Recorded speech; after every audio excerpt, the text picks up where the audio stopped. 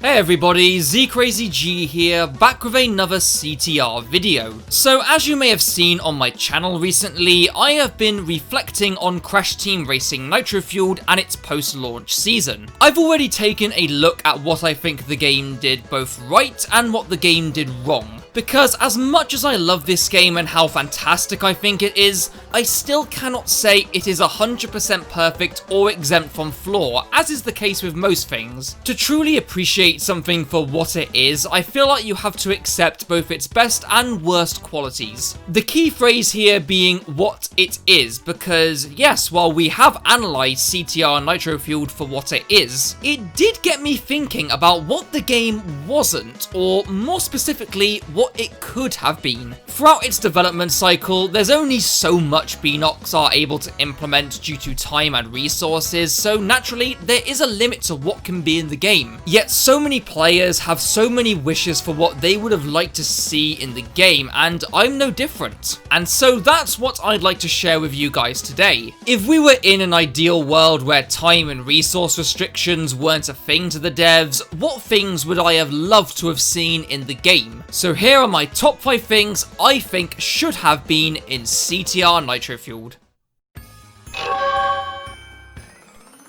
I've placed this wish of mine at number 5 because I recognise that it's quite a niche thing and not at all necessary, but I would have loved to have seen a model viewer in the game. When I say a model viewer, I'm referring to something in the same vein as the recent Resident Evil remakes, where you can view each character model from any angle and view certain animations. With how many characters, carts and skins there are in the game, each one with unique looks and winning and losing animations, more often than not, we as players will rarely get to see all of those. And it's a shame because the design and animation team at Beenox have put so much work into each of them. Every unique skin design and animation conveys so much personality and style because of the attention to detail put into them. And I think it is a little bit of a shame that we never got a feature like this where we could appreciate all these details. And as a side note, it would have also been a godsend for content creators like myself to feature certain elements in full detail, though overall we can acknowledge that while it would have been a really cool extra, it simply wouldn't have been an essential addition.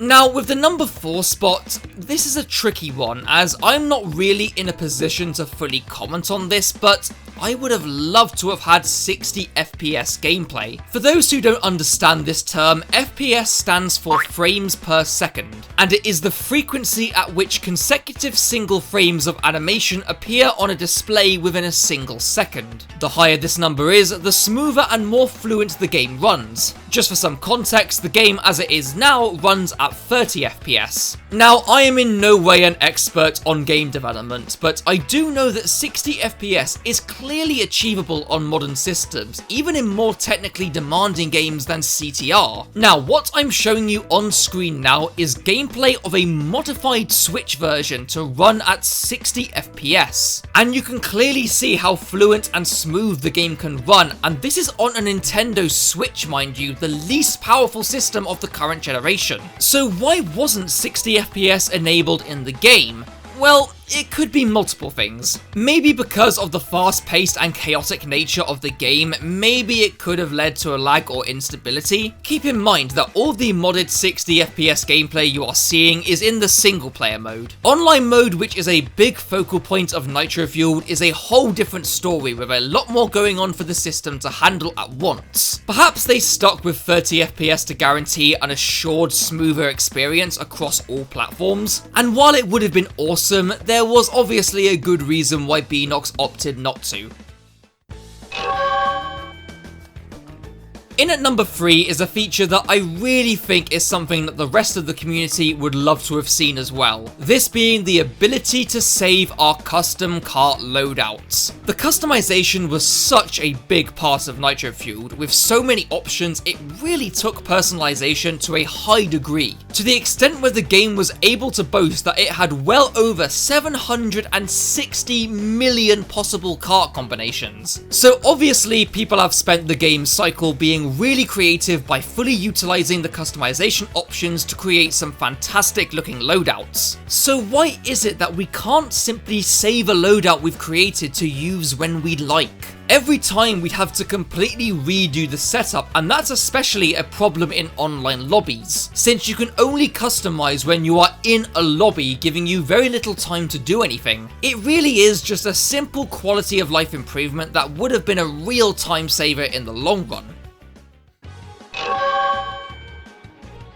So at number 2 is something that was speculated for a while and requested by many, this being the CNK Adventure Mode. Seeing as we had received practically everything else from Nitro Kart down to every track, kart, character and battle arena, it only seemed logical, right? One of the main reasons I love the Adventure Mode is because it compiles all the game's content into a progressive and increasingly challenging system that feels rewarding, while providing great charm with the hub worlds and boss cutscenes, and the same applies to the original CNK Adventure Mode for me as well. It would have been great to see because I feel outside of the time trials, the CNK tracks just aren't as well utilized within the game's single player. At least not as well as the CTR content, and that's mainly down to a lack of an adventure mode. Now, I understand why they probably didn't include it. They would have had to modify it quite a lot. The customization and free choice of any character wouldn't have exactly worked well with the dialogue-heavy cutscenes, probably seeing as they would have had to have done an insane amount of voice work and animation combinations. So yeah, things would obviously have to have been simplified or only stick to the classic CNK adventure format. Either way, I still feel like it's perhaps a bit of a missed opportunity, and it's a shame we couldn't have seen the CNK content implemented in this way.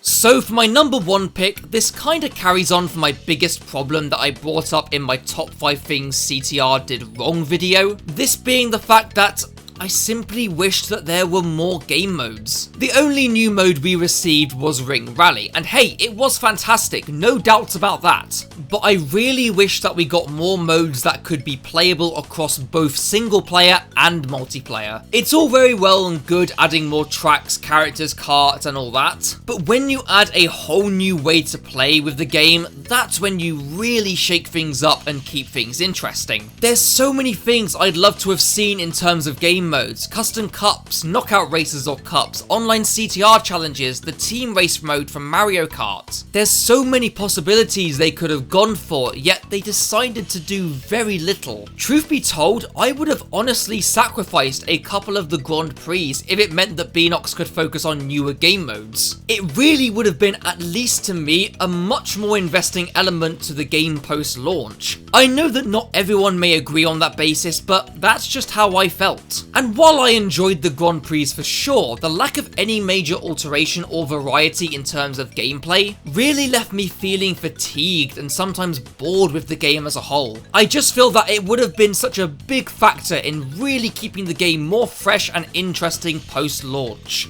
But hey, maybe that's just me. And so those are my top 5 things that I think should have been in CTR Nitro Fueled. I'm sure there are many things you guys wanted to see from this game as well, so please do share and discuss in the comments below. And as always guys, I just have to say a huge thanks to every single one of you who watches, because honestly, it means more than you could imagine. Please feel free to like and subscribe if you feel like it, and I will see you all in the next video. Take care guys.